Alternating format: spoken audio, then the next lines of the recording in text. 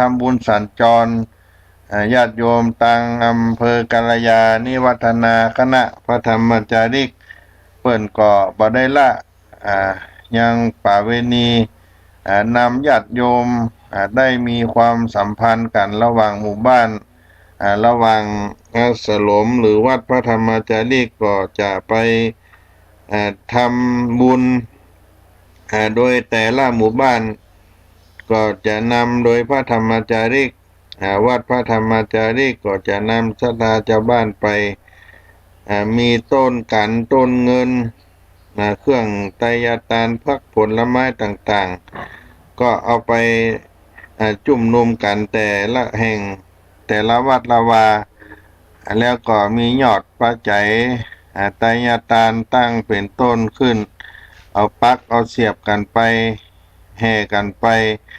จุไปรวมกันที่ใดที่หนึ่งเขาจะนัดจะหมายกันไว้สมมติว่าวันเดือนดับหน้าเนี่ยจะมี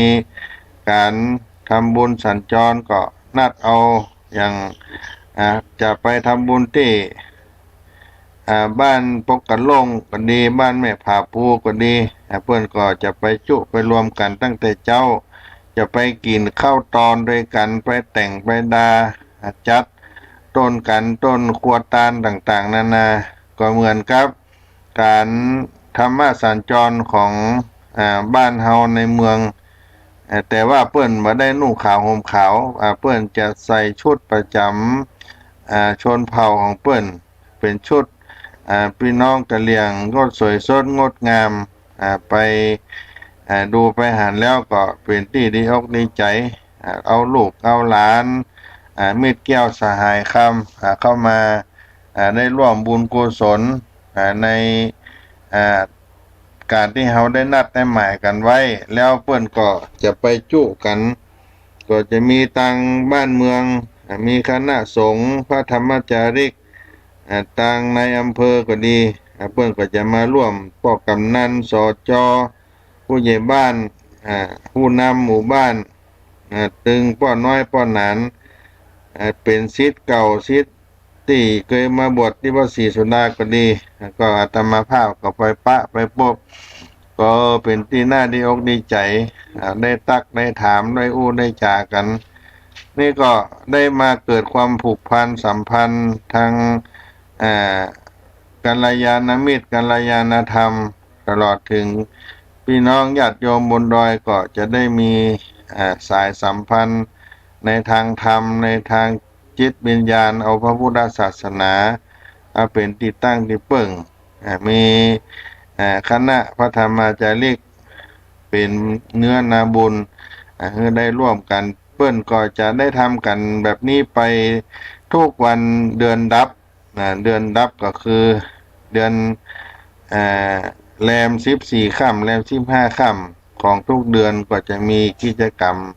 อันนี้จัดขึ้นอันนี้ก็เป็นงานที่โดดเด่นของคณะพระธรรมจาริก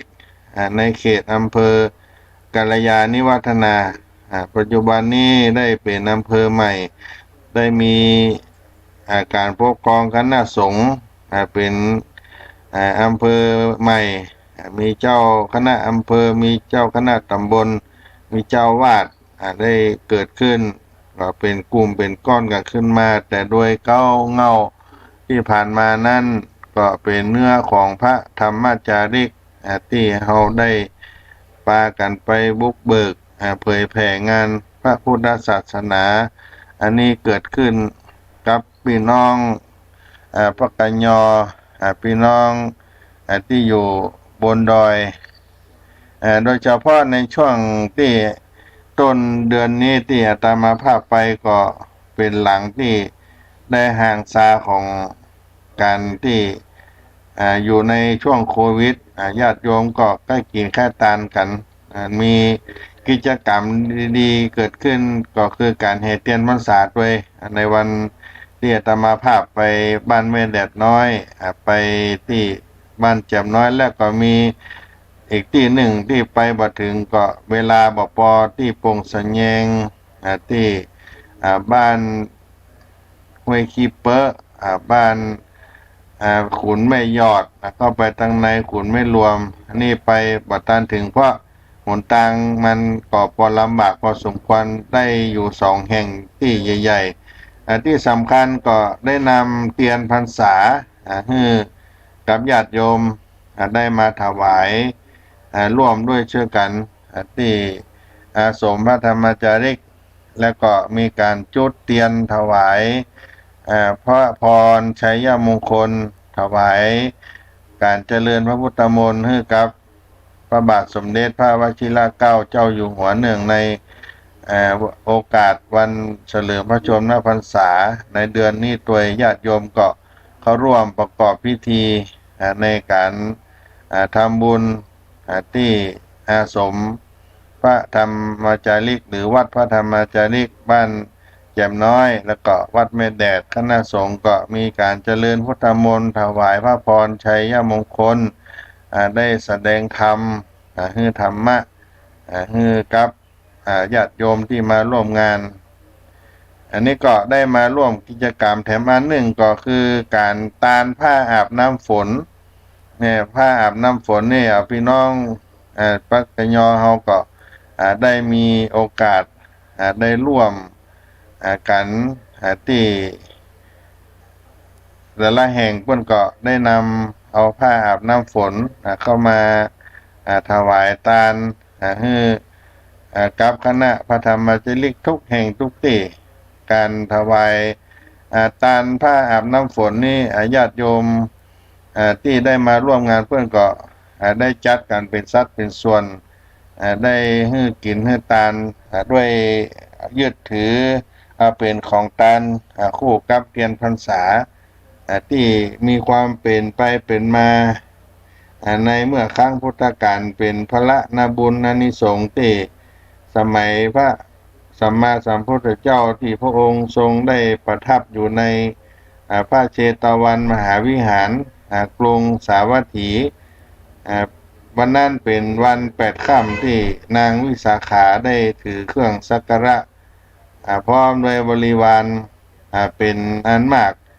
ไปสู่สำนักพระพุทธเจ้าได้ถวายเครื่องสักการะบูชาพระรัตนตรัยแล้วก็บังเอิญฝนตกวันนั้นเกิดฝนตกใหญ่ฝนหาใหญ่หาหลวงตกลงที่โซทั้งหลายที่พระเจตวันมหาวิหารนั้นก็ได้ลงเล่นน้ำอาบน้ำฝนกันนักกันหลายโดยที่ได้ถอดผ้าสบงจีวรนั้นออกไปป่วยตัวป่วยเนื้ออาบน้ำฟ้าน้ำฝนนางวิสาขาได้หันดังนั้นก็เกิดความละอายและคิดในใจว่าพระภิกษุบ่มีผ้าสำหรับที่จะอาบน้ำฝน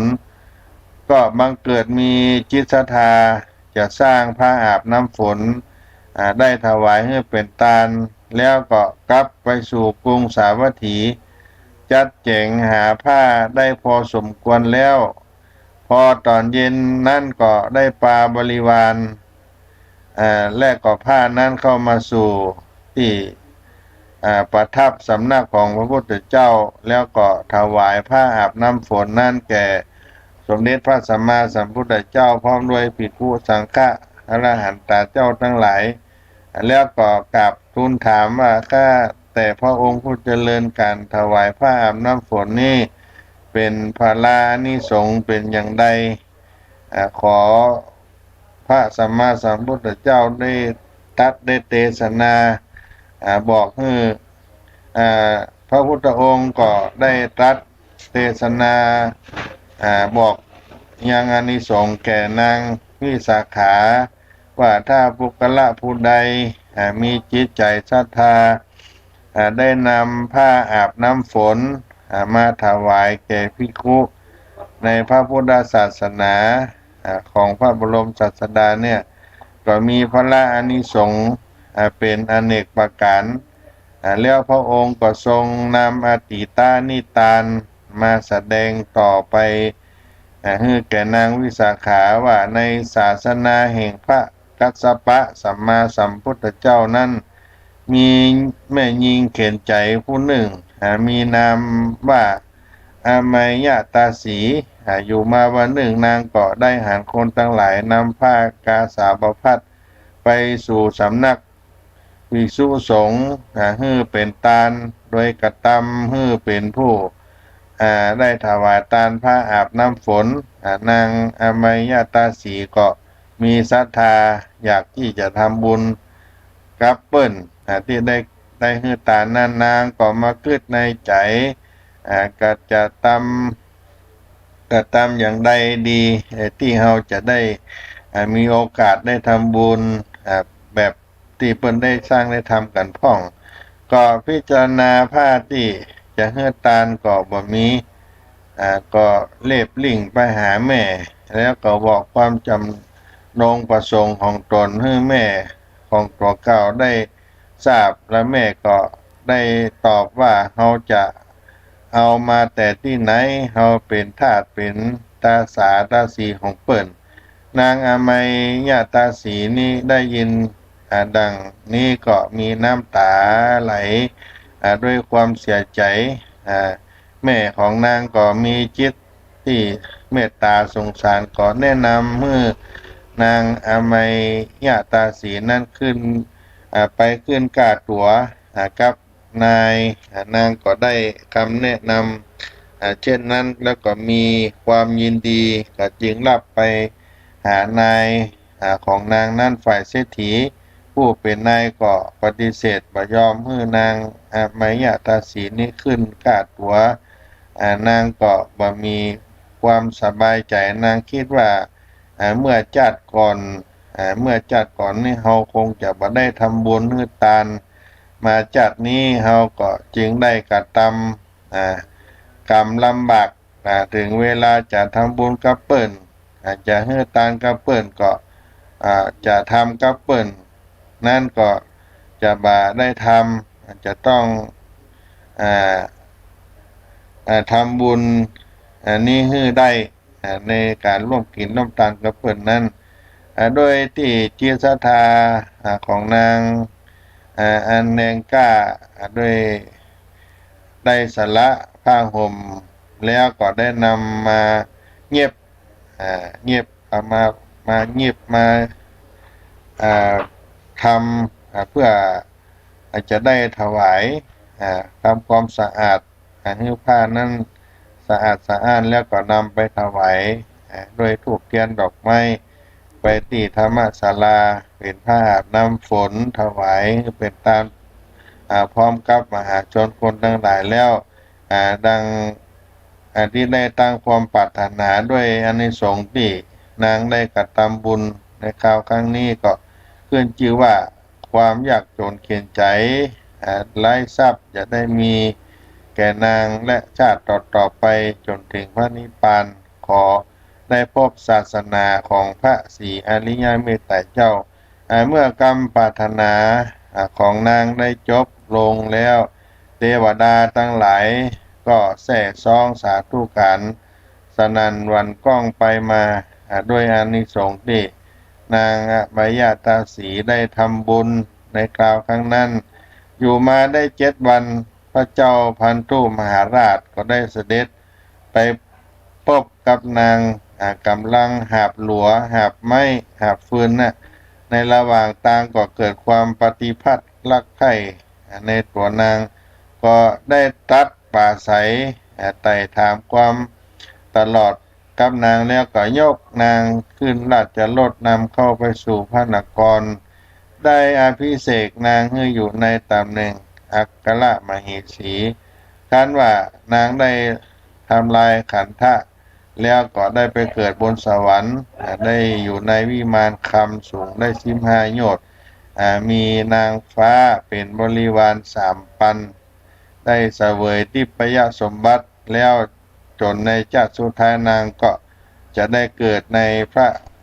ศาสนาของพระเจ้าสัมมาสัมพุทธเจ้าพระศรีอริยเมตไตรได้บรรลุธรรมอันพิเศษอันหนึ่งอันนี้พระองค์ก็ได้แสดงแก่พระนางวิสาขาได้ทราบถึงอาติตะการได้ฮือตานยังผ้าอาบน้ำฝนอันนี้พี่น้องศรัทธา ที่อยู่บนเขาบนดอยเพื่อนก็ได้มีโอกาสได้รับฟังธรรมะได้ถวายเป็นทานอย่างนี้อาตมาภาพได้ขึ้นไปบนภูเขาบนดอยหันเพื่อนได้กินได้ทานได้ทำบุญกุศลนะก็เป็นที่ดีอกดีใจการงานของพระธรรมจาริกได้ขึ้นไป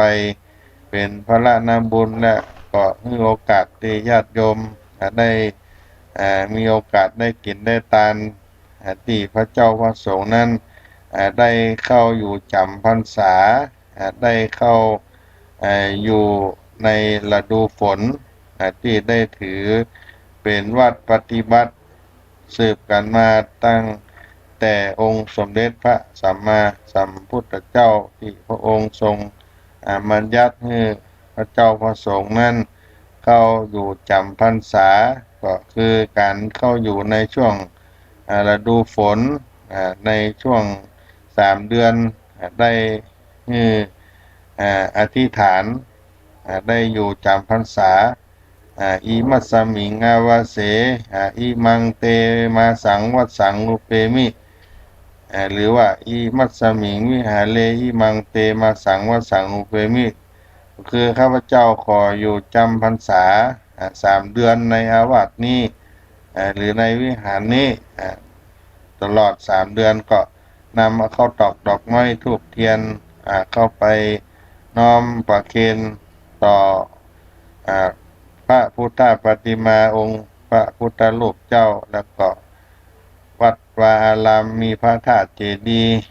ได้เอาไปกราบไปไหว้ขอขมาพระอุปัชฌาย์อาจารย์ที่ตนเคารพนับถือ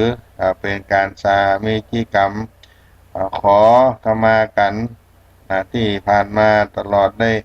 อาจจะได้ล่วงล้ำกรรมกายกันไปก็จะให้การอภัยโทษซึ่งกันและกันได้ก็จะอยู่จำพรรษาจนครบ3 เดือนให้เป็นพระนาบุญให้ญาติโยมได้มีโอกาสได้มาร่วมบุญกุศลได้กินได้ทานสร้างบุญบารมี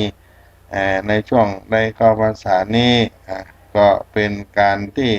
ได้รักษาพุทธประเพณีของเจ้าพุทธของเราพระเจ้าพระสงฆ์ได้เข้าอยู่เข้าจำพรรษาตลอด3 เดือนหน้าที่วัดวาอารามได้อธิษฐานกันการเข้าพรรษานั้นก็มีอยู่ช่วงแรกก็ตั้งแต่เดือน10 แรม 1 ค่ำไปถึงเดือนเกี่ยงเปงแล้วก็เดือน11แรม 1 ค่ำเดือน10 แรม 1 ค่ำนั่นก็ไปถึงเดือนยี่เปงอันนี้ก็เป็นการเข้าพรรษาอยู่2 ช่วงที่พระพุทธองค์ทรงอนุญาตปุริมีกาวสูปสานิกาคือเข้าพรรษาแรกตั้งแต่แรม 1 ค่ำเดือน10เหนือไปถึงเดือน10เดือนเกี่ยงเปงหรือว่าเดือน11ของคนภาคกลางเฮาและก็ปัจฉิมมีกาวสูปสานินายิกาก็คือเข้าพรรษาหลังตั้งแต่เดือนแรม 1 ค่ำเดือน11ไปถึงเดือนยี่เปงก็เป็นช่วงเข้าพรรษาอยู่2 ช่วงภิกษุพระสามเณรเจ้าได้ภิกษุได้เข้าพรรษาก็ได้อธิษฐานเข้าตามนี้ถ้าหากว่ามีภารกิจอันจำเป็นก็จะอนุญาตให้ไปในภายใน7 วันเรียกว่าสัตตาหกรณีที่ทรงอนุญาตให้ไปได้ด้วยสัตตาหกรณีนั้นมีอยู่4 อย่างก็คือ1สาธมิกหรือพ่อแม่เจ็บไข้ต้องไปเพื่อรักษาพยาบาลสหธรรมิกกษันจะซึกหูข่าวก็ไปห้ามปรามว่าฮึซึกนี่ก็ไปได้แล้วก็มีกิจสงฆ์ที่เกิดขึ้นเกิดอุโบสถวิหารได้สำรุดสุดไปเพื่อไปหาเครื่องทัพพระสัมภวะมาปฏิสังขรณ์และอันที่4ก็ ไปเป็นผู้บำเพ็ญกุศลส่งคนมานิมนต์ไปบำรุงศรัทธาของเขาที่ได้กิจเป็นกิจจลักษณะทั้งสี่ประการนี้ก็อนุญาตให้ได้ไปได้อธิษฐานในช่วง7 วันอันนี้เป็นต้นนี่ก็เป็นช่วงที่ได้อยู่ได้เข้าพรรษาของพระเจ้าพระสงฆ์วันนี้รายการเสียงธรรมพระธรรมจาริกสำนักงานพระธรรมจาริกส่วนภูมิภาควัดสลีโสดาพระอารามหลวงอาตมาภาพพระครูปัญญาสังฆการได้มาดำเนินรายการพบปะกับท่านผู้ฟังในรายการเสียงธรรมพระธรรมจาริกและก็ได้ไลฟ์สดไปในไลน์ใน Facebook ของท่านพระครูปัญญาสังฆการก็มาถึงสุดท้ายการได้มาพบปะในงานพระธรรมจาริกก็จะขอล่ำลาท่านสาธุชนท่านผู้ฟังสาธรรมทั้งหลายไปในช่วงใต้รายการก็มาพบปะกันครั้งต่อไปวันนี้ขอความสุขความเจริญจงได้มีแก่พ่อแม่ศรัทธาสาธุชนท่านผู้ฟังทั้งหลายทุกผู้ทุกคนขออานิสงส์บุญทานช่วงเข้าวัดสาการจงมาปกปักรักษาคือพ่อแม่ศรัทธาพี่น้องท่านทั้งหลายจงได้เป็นพระนาบุญปราศจากทุกโศกโรคภัยเพราะหามยามไล่ทั้งหลายอุปัตตวะกังวลอนตรายทั้งหลายจงบรมบันดาลให้ท่านทั้งหลายได้อยู่เย็นเป็นสุขมีความประสงค์จำนงหมายสิ่งใดอันด้วยชอบประกอบด้วยธรรมขอความอธิษฐานปรารถนานั้นได้สำเร็จแก่ท่านทั้งหลายทุกผู้ทุกคนยัตตาโลธรรมาวัฏันติอายุวันโนสุขังปะลังดินแดนถิ่นดงธุรกันดารมีนามเรียกขานของสิทธิพระตถาคตผู้ออกเผยแผ่ธรรมะแก่ผู้ราชนมิให้มองมนปลดทุกข์ด้วยทางธรรมธรรมจาริกธรรมจาริกธรรมจาริกถึงอยู่กลางป่าหรือว่ายอดดอยท่านไม่เคยถอยเฝ้าคอยชี้นำให้ใช้ธรรมะขององค์พระพุทธธรรมให้ใจสุขล้ำน้อมนำทำกรรมดีธรรมจาริกธรรมจาริกธรรม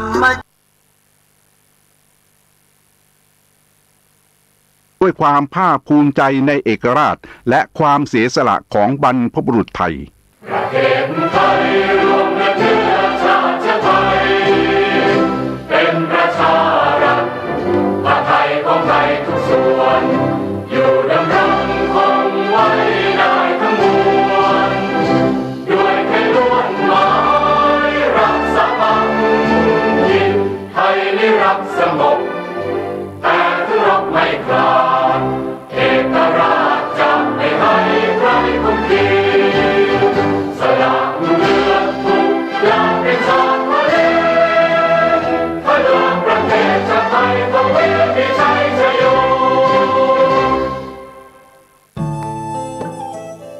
ท่านกำลังติดตามรับฟังสถานีวิทยุกระจายเสียงพระพุทธศาสนาแห่งชาติและสังคมคลื่นเพื่อการศึกษาพระพุทธศาสนาและวัฒนธรรมระบบ FM 104.5 เมกะเฮิรตซ์รายการต่อไปเป็นรายการพระไตรปิฎกลอยฟ้าดำเนินรายการโดยพันเอกตนัสเดชะ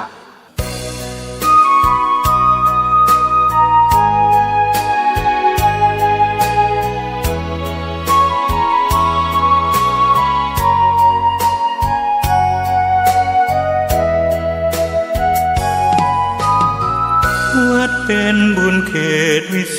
สถานเหมือนทิพย์วิมานของหมู่ประชาสะอาดรื่นรมด้วยร่มเงาไม้ได้ร่วมศรัทธาสมเป็นศาลาแหล่งพักพิงใจเห็นพระประธานเหนือแท่นธรรมรงค์เหมือนพุทธองค์เหนืออาจอำไพแต่ทำจุนเจืออุเพื่อเราพ้องปัดป้องปวงภั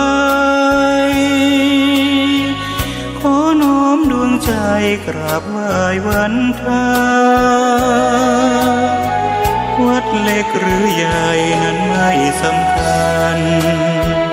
วัดเท่าเทียมกันด้วยแรงพัฒนาพระทรงเคร่งครัดทำกิจวัตรทุกวันเวลามีจิตเมตตาต่อชาวสังคมระฆังกังวานขานเร่งศรัทธาคิดพัฒนาวัดให้เหมาะสมดื่มด่ำธรรมะขจัดตัณหาอย่าติดอารมณ์ขอเชิญชื่นชมสู่ร่มอาราม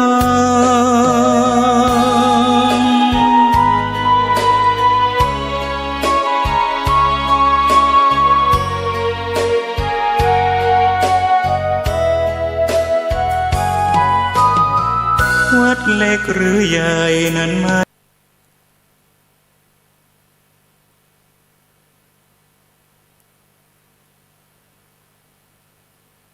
การนะครับผมบันเอกธนัทเดชร่วมรายการพระไตรปิฎกอัตถกถาเล่มที่18